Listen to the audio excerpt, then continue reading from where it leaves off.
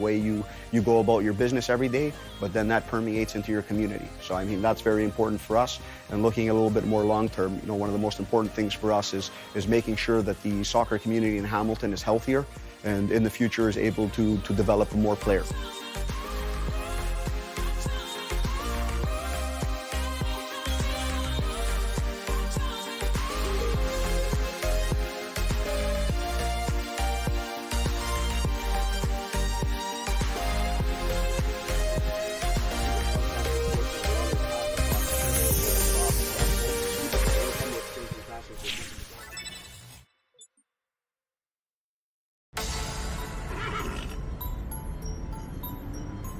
In Calgary, they know just how far you can get with strength, respect, and integrity. Very far indeed. But it's only when we run together as a team that we reach the summit. Cavalry on One Soccer.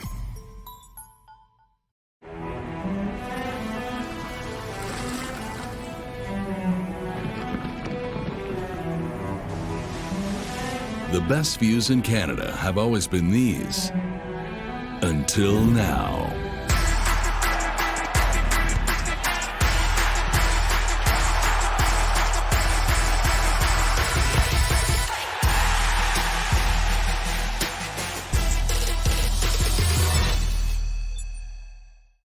If Impact doesn't want history to repeat itself, they'll have to start writing their own version in Montreal. Wednesday, September the 18th, the Canadian Championship Final. First leg, Montreal Impact, Toronto FC on One Soccer.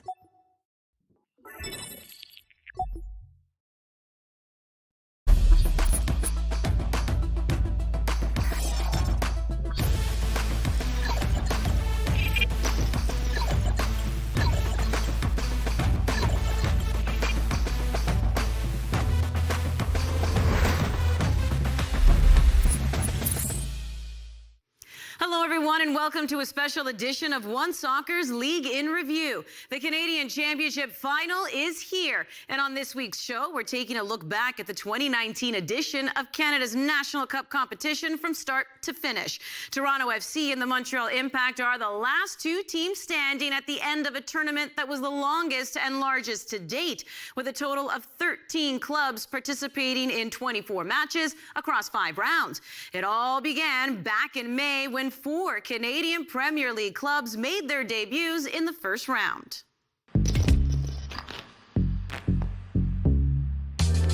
HFX Wanderers' first taste of the Canadian Championship came against League One Ontario champions Vaughan Azzurri, one of 2 semi-professional teams in this year's competition.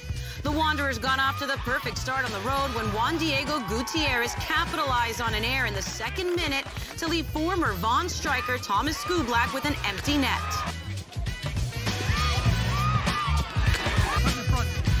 With halftime approaching, Akeem Garcia doubled Halifax's lead by rising to meet Mohamed Karuma's cross. With 2 away goals in the bag, the Wanderers were firmly in control.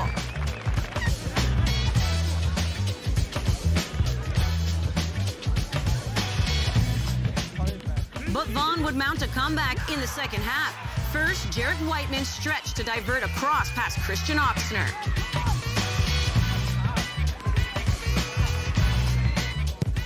Minutes later, a clever set-piece routine from a corner presented Ryan Raposo with a chance to equalize. He beat Oxner again to bring Vaughan level.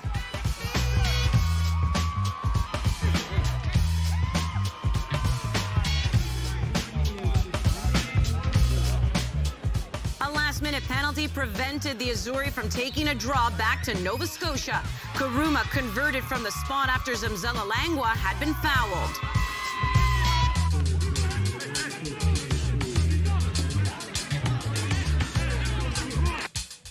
The second leg at the Wanderers' grounds was not as straightforward as Halifax had hoped. A Peter Shalal own goal was enough for Vaughan to claim a road victory and level the aggregate score. But the CPL team would advance to the next round on the strength of their 3 away goals.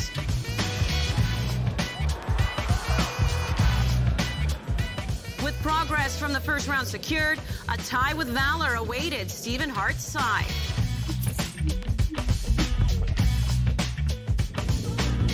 York 9 was still looking for its first ever win when it took on AS Blainville, the champions of the Premier League de Soccer du Quebec. They would not get that win in the first leg as Blainville put up a solid defensive effort at home with Rodrigo Gatas's header cleared off the line.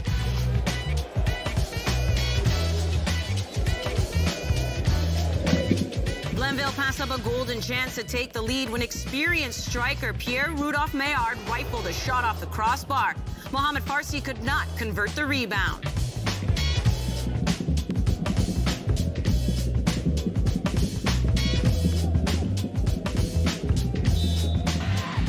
In the return leg at York Lions Stadium, Blainville continued to provide plenty of resistance as Ryan Telfer and the Nine Stripes looked to make the breakthrough.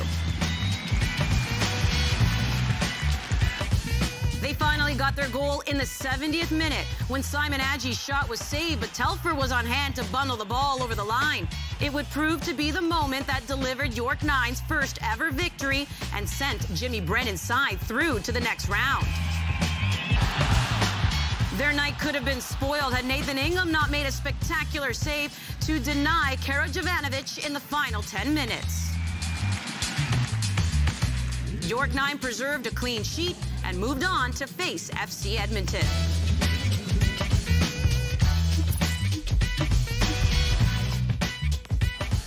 The Canadian Championship's first all-CPL matchup saw high-flying Cavalry take on Pacific, who hosted the first leg. The Cavs had no problem transferring their excellent league form to cup competition.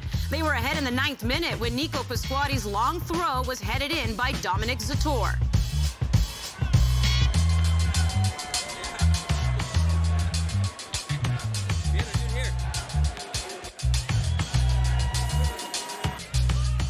Pasquotti was the provider again when Oliver Minitel added a second for Cavalry just 7 minutes later. With a 2-goal advantage and 2 away goals to their name, the Cavs were in total control ahead of the second leg in Calgary.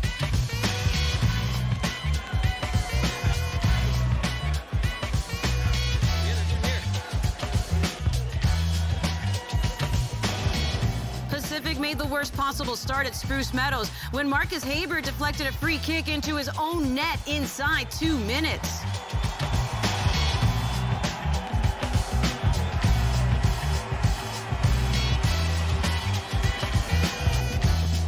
Julian Boucher wrapped things up in the second half by striding into the path of Malik Hamilton's low cross and finishing past Mark Village.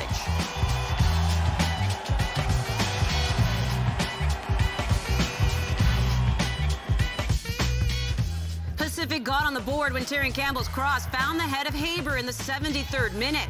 The striker made up for his earlier error with a composed finish, but it was too little too late for Michael Silberbauer's team.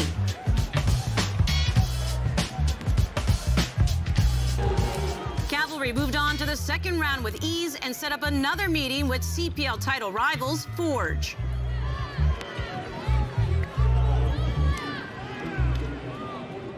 Three CPL teams successfully navigated the first round and joined 3 more CPL teams in the second round as Valor, FC Edmonton, and Forge entered the competition. The CPL's emphasis on Canadian talent has helped to ensure that as of the end of the semifinals, nearly 60% of all starters in this year's tournament have been eligible for the national team. There was plenty of domestic talent on show as the Canadian Championship rolled on in June.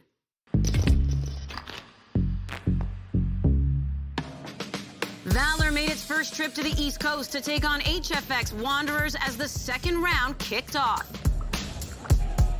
Rob Gale's team would take the lead at the Wanderers grounds when Michael Petrasso and Dylan Sacramento combined to set up Marco Bustos, whose shot deflected into the bottom corner.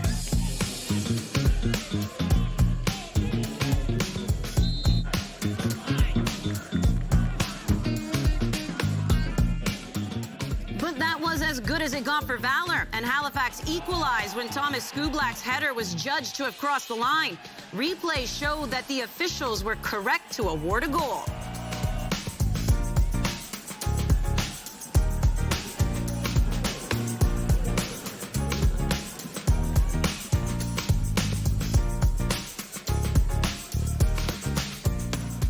Black was involved again as the Wanderers took the lead, lifting a pass over the top of the defense and into the path of Mohamed Kourouma. Kourouma grabbed his second goal of the competition with a clinical finish.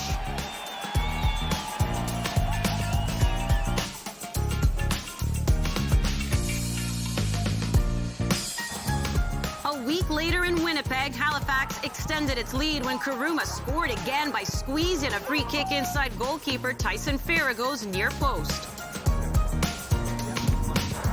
Valor pushed hard to get back in the tie, but was punished in the final moments as Farrago came forwards for a corner.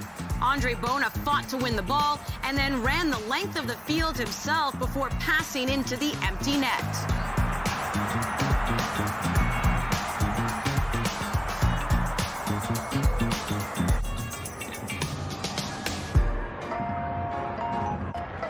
It was one and done for Valor as Halifax moved on to a third-round tie against the Ottawa Fury.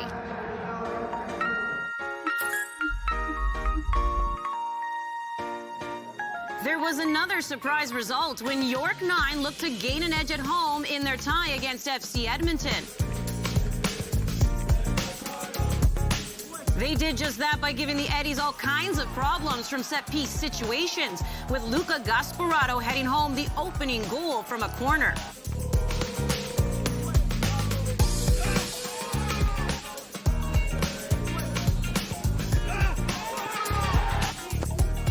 Another corner produced the second goal of the game just 3 minutes later when Rodrigo Gattas rose in the box and beat goalkeeper Dylan Powley from close range.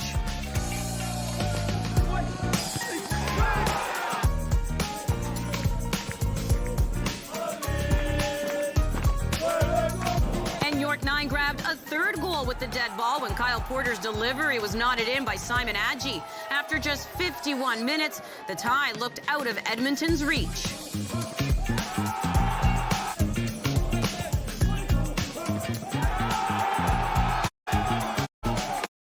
The Eddies made things interesting in a set-piece situation of the saw the ball fall, who cut into the 3-goal lead and grabbed a crucial goal.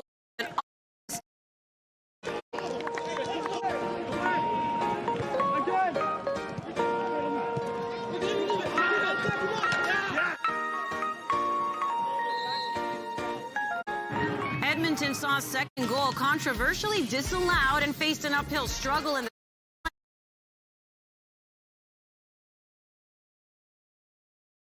saw out the final seconds to confirm its progression.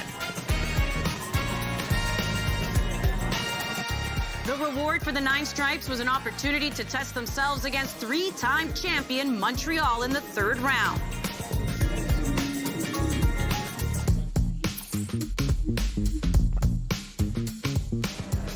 The rivalry that has developed between Forge and Cavalry was clear for all to see as the two clubs faced off in Hamilton. Emery Welshman's strong physical play was rewarded in the 48th minute when he won the ball and launched a counter-attack. David Choinier's initial shot was blocked, but the winger was able to divert the loose ball back to Welshman for the opening goal.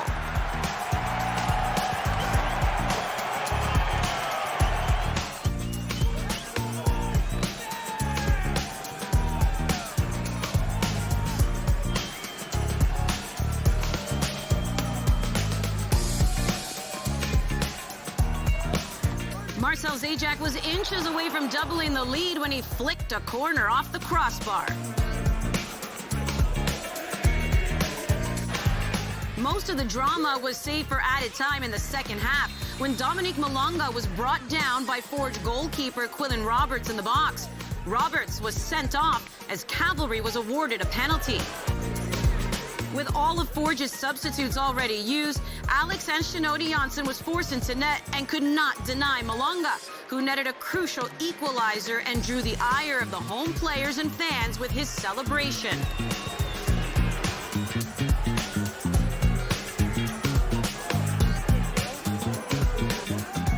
The result was a melee after the final whistle, with Malonga and Tristan Borges clashing as tempers flared at Tim Hortons Field. Forge fired back early in the second leg when captain Kyle Becker restored their lead off another assist from Choinière.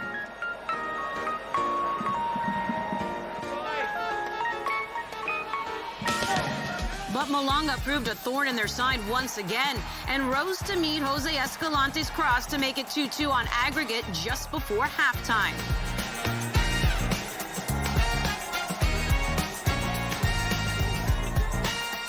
Cavalry continued to apply pressure in the second half, and when Nico Pasquati sent a low cross into the 6-yard box, Sergio Camargo was on hand to provide the touch that decided the tie. A captivating 180 minutes saw Cavalry emerge on top and move on to a much-anticipated tie with the Vancouver Whitecaps. We move on to July and round 3, which brought the matchups many fans had been waiting for. Cavalry took on the Vancouver Whitecaps, and York 9 faced the Montreal Impact as CPL teams met their counterparts from Major League Soccer for the first time, while HFX Wanderers took on the United Soccer League's Ottawa Fury.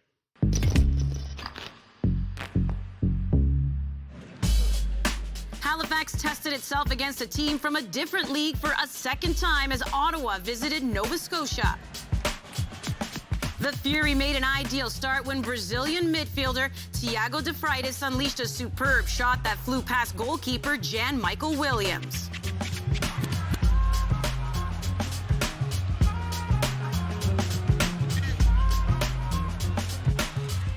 But Halifax showed plenty of fight and had a chance to get back into the game.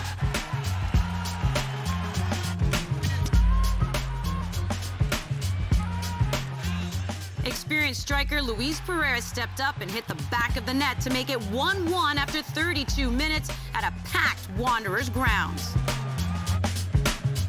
Unfortunately for the home fans, Thiago's outstanding individual performance continued with another impressive goal just 3 minutes later. Fury captain Carl Haworth was the architect.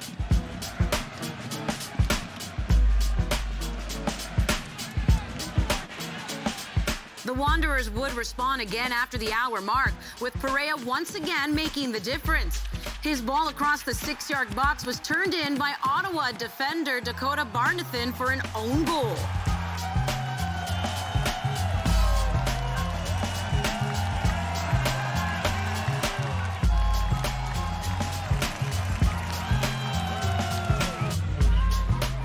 For a second time, Halifax was not level for long. Cristiano Francois broke down the right and found Maxime Tissot, who produced a finish as good as Thiago's to make it 3-2 to Ottawa in the 67th minute. With 3 away goals, Ottawa was in charge heading back to the capital. But Halifax made things interesting when Thomas Skublat opened the scoring with his 3rd goal in the competition, and it was his best yet.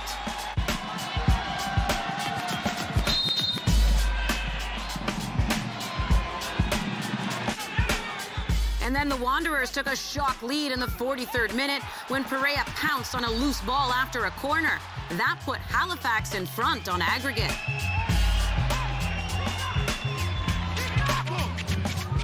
This time, it was Ottawa's turn to come from behind, and the Fury took the aggregate lead back with a goal from Onuo Bassi on the stroke of halftime. The USL team's progress was all but confirmed when Francois held off Peter Chalal to beat Williams in the 66th minute. From there, Halifax needed another goal just to force a penalty shootout. And they did not find it. Halifax's run came to an end as Ottawa made it through to the semifinals for a 4th consecutive season.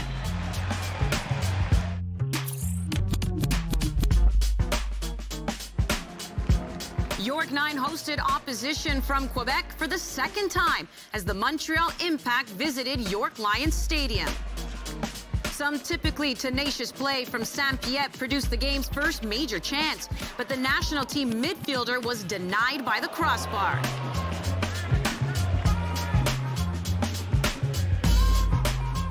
Montreal took the lead in unusual fashion when Luca Gasparado's header back to goalkeeper Nathan Ingham fell instead to Omar Brown. Brown took full advantage to break the deadlock.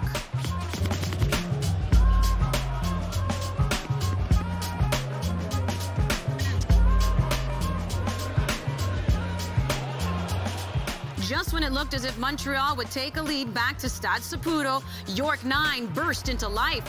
Rodrigo Gattas's excellent diagonal pass played in Ryan Telfer, who produced an even better finish to tie up the game.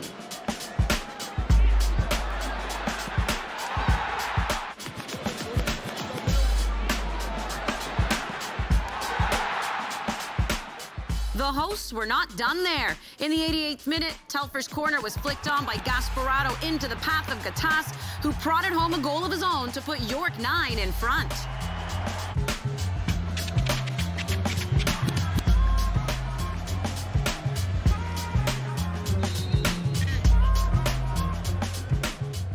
But Jimmy Brennan's team could not see out the final few moments with its lead intact.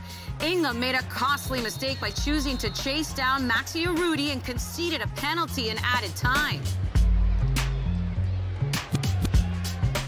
Safir Taider calmly passed the ball into the bottom corner to save a draw for the Impact and put a second away goal on the board.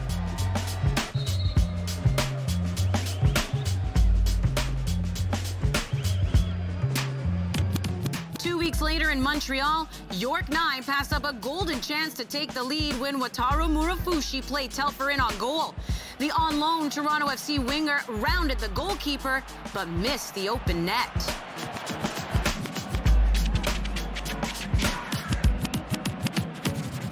The decisive moment arrived early in the second half when Ignacio Piatti flicked a cross off the arm of Diadine Abzi, and the referee awarded a penalty. Piatti scored Montreal's second penalty of the tie to put the MLS club in front 3-2 on aggregate and leave York 9 needing 2 goals.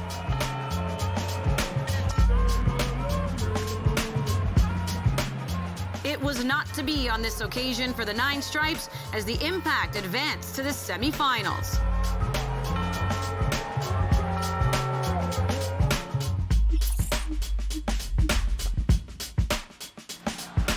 Few predicted the outcome when the CPL Spring Champions Cavalry faced MLS opposition for the first time in the Vancouver Whitecaps.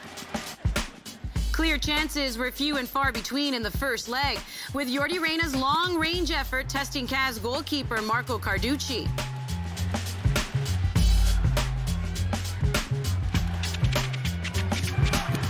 Reyna would engineer enough space to shoot from distance once again in the second half, but Carducci continued to keep him off the score sheet.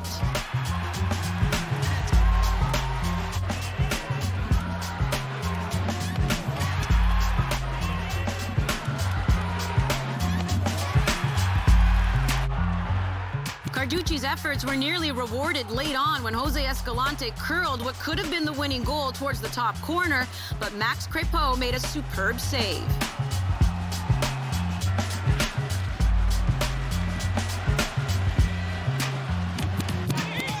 After a goalless draw, it was on to BC Place in Vancouver, where the Cavs put a major upset on the cards with an early goal from striker Jordan Brown. That left the Whitecaps needing to score twice in order to advance.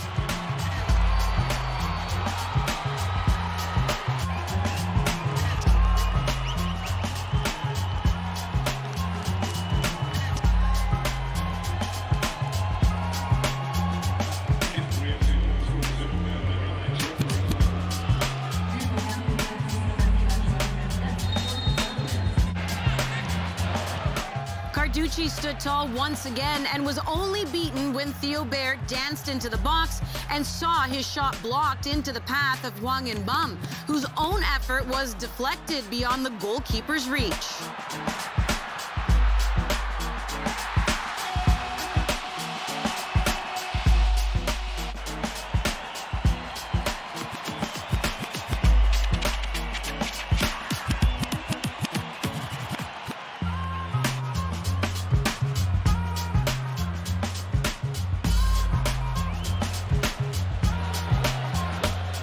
But Cavalry quickly restored its lead when Dominic Zator rose to meet a corner just 5 minutes after the Whitecaps had equalized. With 2 away goals, Vancouver was left needing 2 more goals of its own with little over 15 minutes to play.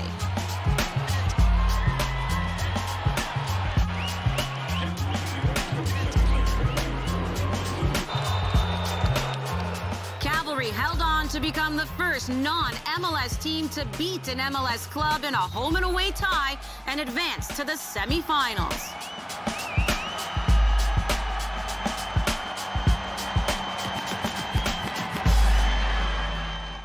Cavalry was rewarded for its historic victory over Vancouver with a semifinal tie against York Nine's conquerors, Montreal, while Ottawa welcomed defending champions Toronto FC into the tournament. TFC has dominated the Canadian Championship since 2016 and has qualified for the CONCACAF Champions League in successive seasons as a result, reaching the final last year.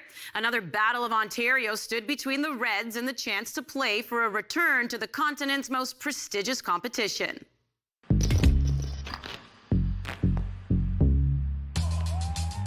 For the third year in a row, Toronto and Ottawa met with a place in the Canadian Championship final at stake. The Fury have never knocked TFC out and got off to a bad start at home when Drew Moore converted from point-blank range off a corner to give the visitors a 30th minute lead.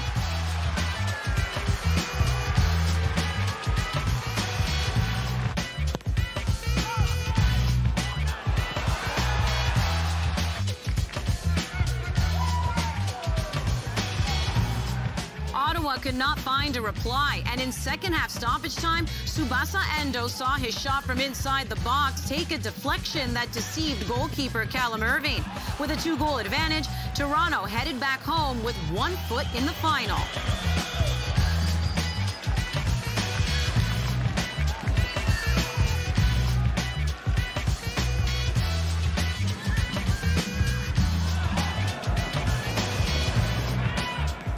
BMO Field, Canadians Richie Larea and Jonathan Osorio combined with Nick DeLeon to make sure of TFC's progress inside 15 minutes.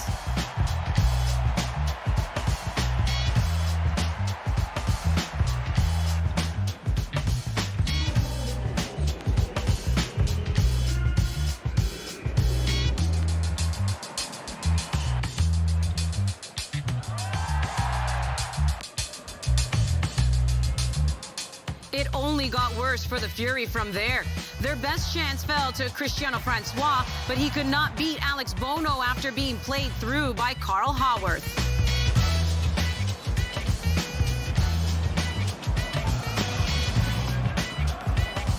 Toronto grabbed its second of the night and fourth of the tie when Ottawa failed to clear a corner.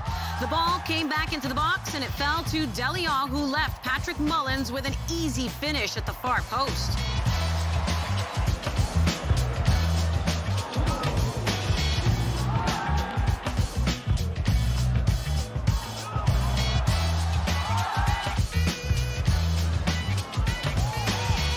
DeLeon completed an excellent individual performance by taking the ball down in the Ottawa half, beating Jeremy Gagnon, Laparé, and curling a precise shot beyond Irving in the 39th minute.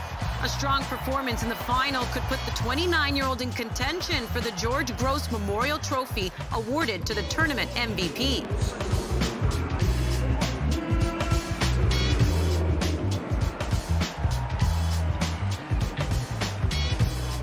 Toronto proved just too good for Ottawa once again, and the Reds will look to win their 4th Voyageurs Cup in a row in September.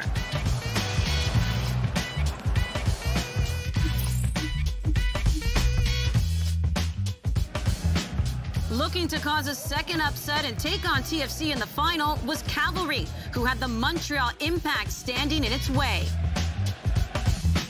Montreal started on the front foot, and Marco Carducci had to be at his best in the Cavalry net to deny both Max Arudi and Ignacio Piatti early on.